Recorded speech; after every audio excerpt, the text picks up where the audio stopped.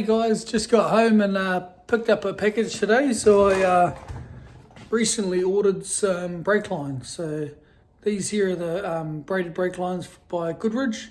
I got them from the New Zealand stockist Racetech NZ, who's now started a New Zealand company, now gone worldwide. So pretty big in the scheme of things. Do a lot of the race, bucket seats and the likes, but they're stockists for Goodridge brake lines, and I guess want to give a shout out to them.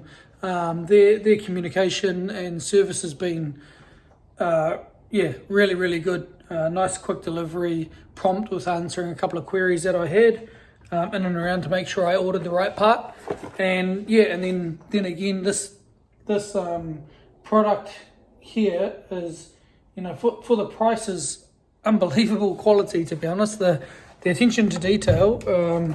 I'll see if I can show you. A little bit hard to thing here, but just the little bits and pieces that, the details that go into creating some of these things.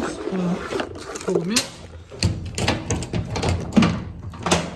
So we've got it's just even got their name scattered all over it, and the little logos and things finishing off the lines. It's just, there's little details that I think just make a standout product over the cheap knockoffs, if you like. So it's even got the date that it was made and all that sort of stuff. So these ones here were made in June this year, so not even that old. Quick turnaround time, and just a great product that's I'm looking forward to putting onto the car. So these ones here are in New Zealand. We've got to have warrant of fitnesses, which essentially compliance checks for your vehicle to make sure it's safe for motoring on the road. They, for a car this age, every 6 months, and there's certain criteria that we have to adhere to here in New Zealand, and some things just don't meet that criteria and require a low volume certification, or someone to scrutinize or go over your vehicle to make sure any of the modifications you've done meet their standards or exceed them. With these particular brake lines, they meet all those standards, and actually, according to the website, require no certification installing them on my platform as is. Now, I'm going to need a certification anyway because I'm obviously doing an engine swap. I'm going to put in some adjustable coilovers and a few other adjustable arms, maybe some hard race bits and pieces. So naturally they're going to check over it and see these anyway. But these DOT approved brake lines, and Goodridge is got a great name worldwide. They do a lot with motorbike racing, MotoGP and the likes, and just a good all-round product. And hugely, I thought very good value for money. Now these cost just over $200 New Zealand delivered. So I'm very happy with that. Can't complain. I mean, I've got some of the original ones there, but to be honest, I've gone through the motions of tidying up everything else. It was just a bit of a no-brainer for me to swap the old ones out with some new ones and just give a bit of peace of mind knowing that when I'm on the track, I'm not going to have an old shitty line burst or give me any issues. I can kind of just be confident with what I'm doing and, push it a little bit and, send it on the track and keep on tracking along. So just thought I'd check in with you, give my view on the product, and, over the moon with it. So big ups to Racetech NZ and to Goodridge. So thanks, guys. Can't wait to get these stuck on the car. I might actually do that now. But cheers for watching, guys. I'll keep chipping away, battling the good fight. As you would have seen a little bit earlier, I've undersealed the underneath of the car now, so that's all squared away. So I might look at rebuilding my shifter linkages too. I've got a few new genuine Honda parts there and some hard race bits just to tighten all that up. So might do that. But stay tuned.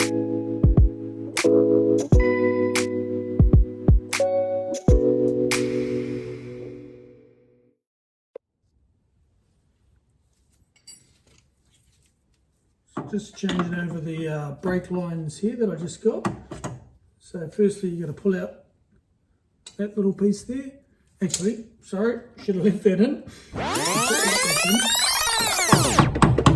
So that just holds the fixed brake line in place. Well guys, I'm going to remove the factory brake lines and install the new Goodrich braided lines. So I thought I'd just show you, I guess, the process to go through that. So what you want to do is leave this little tab in here whilst you loosen off the line. So you're going to want one of these special spinners that are designed for removing brake and clutch lines, just so you don't round this nut here when you're trying to loosen it, especially if it hasn't been loosened off before. So on this one, it's a 10mm 400 a lot of the time, all these older ones, but and also make sure you go the right way. So get it over where you can, and then undo.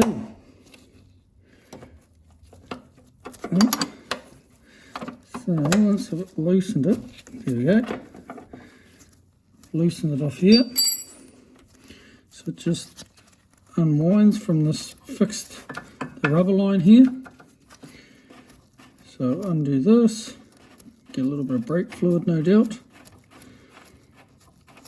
So that fully unwinds, so that's fully disconnected now. Just get a rag or some here. And now you can pull out this little bracket here. So some pliers, just like that. Nice and easy. And then that line drops down the factory rubber one, so it just pulls out of that little provision. Bring that down here. Now that can go in the bin. And just clean up any brake fluid, I guess, from here, because something to be mindful of with brake fluid, it can strip paint. So just make note of that when you're dealing with your nicely, freshly painted anything and dealing with brake fluid. And then what we want to do is grab the new brake line. So there's obviously front and rears. Now the rear ones in this instance for the Goodrich have this one singular, where are we? Singular little tab there. So these are nice lines that have got little plastic caps in the ends of them, so I'll need to remove this for the purpose of what we're trying to do here. This will go through that factory provision. I'll then look to put back in that little circlet. I don't know what the correct term for it is, but essentially that's what I'm going to call it. If I can get that in there. So in theory that should slot under here. Easier said than done. Hang on, I might just need to lift it a little bit more. Oh, she's a bit tight there. Might just get something to help that. Old trusty. Good old trusty hammer. And I'll just use my little clip remover.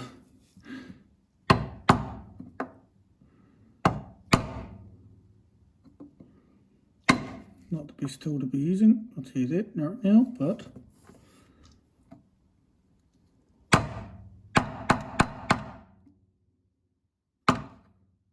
oh goodness. Just don't know if I can get the old hammer in there. Oh, yeah. I might have just started it. Now I might be able to get that in there.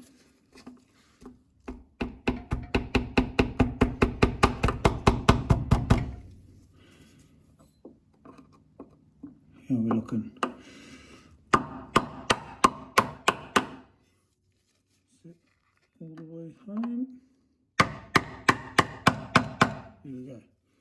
So that's there. Now, that factory hardline. Now, remember guys, this was a drum brake factory, but all the hard fixed lines are still compatible with when you're doing the disc brake conversion, so you don't need to change that part of it. To be fair, the factory brake line may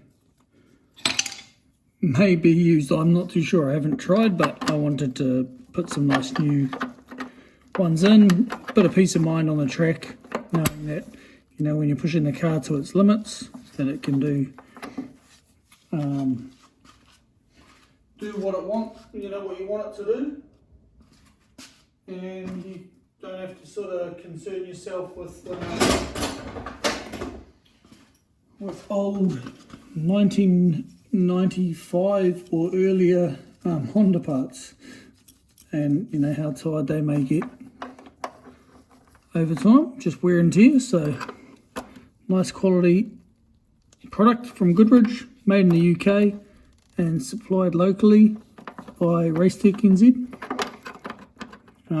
Can't rate them enough, to be honest. I haven't used them personally yet in a track format, but from a quality perspective, hard pressed to fault.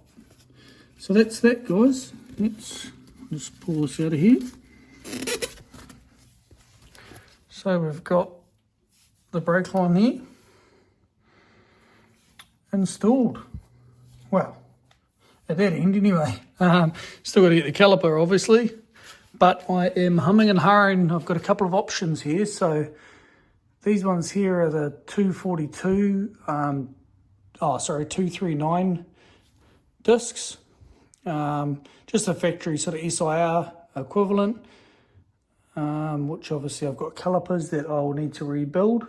But another option I've just sort of read about and heard from a friend is putting on 260 or 262 mil discs on the back and using DC5 Integra calipers, which you put upside down. Or when I say upside down, you put the left on the right and the right on the left, which essentially means the caliper's sitting upside down. But what that does is it bolts factory to the factory mounting points, which is cool. It just means that when you got to bleed the brakes, obviously your calipers are upside down, so you have to take them off to bleed them. But to be honest, once you're up and running, I can't imagine I'll be bleeding the brakes too often on this. So I'm considering options there, as I have some 260 discs, and I need to rebuild some calipers anyway. So it might be a good opportunity to maybe make that a little bit better in the rear. Now, I guess there's a range of opinions, if you like, out there on what the suitable brake setup is for the rear of Hondas, as they kind of say, if you're really on the gas on the track and then button off, they can tend to sort of flick out on you. Same being said with having two bigger brakes in the back, but the intention for this would be probably 282 in the front of a Honda Prelude, and then maybe 260 in the back. So that'll kind of keep it pretty consistent with what I guess an SIR is, but just obviously a couple of mils bigger at both ends. So we'll see. I'll think about that one. I'm still working out a couple of things, but pretty happy to get to this point anyway. Just to make a start, get the lines in, and get out there. Happy days. Another step closer. So we're starting to get buttoned up down here. I just got to do up the toe arms. Obviously replace those bushes with some hard race items. We've got the Nolathane bushes in the trailing arms and the camber arms. The Goodrich braided lines. And what are they? DBA discs. I might do the bushes in sway bar. And then I'm going to run the handbrake cables, actually, which I've got over here. So, what do they look like? Pull those out. It's all there. Bits and pieces, so yeah, I'll clean them up before I do anything, but essentially I've got to run those to where the handbrake is and all its little brackets and mounting points along the way, and then sort out the calipers, just do a once over, make sure I've tightened everything up correctly, order and fit some rear suspension, which I've got an idea that will be coming up in a up and coming episode, and yeah, then the rear of the car's sort of buttoned up, so that's the rear disc brake conversion and the rear fuel tank and lines swapping over from a carbureted to a fuel injected one. So all nicely under sealed, as you can see, whole way under now, all the way to the firewall. And then all there will be, I'll need to just make an exhaust, I suppose, when I get to that point. And the shifter linkages up in the tunnel there, I can go in there, but not yet. But we're getting there, guys. And yeah, pretty chuffed with how it's coming up. It's looking good. Nice peace of mind. Underneath's going to be beauty. Up above, not so much. But we'll get there. It's all progress in the right direction. Slowly. Carbon fibre.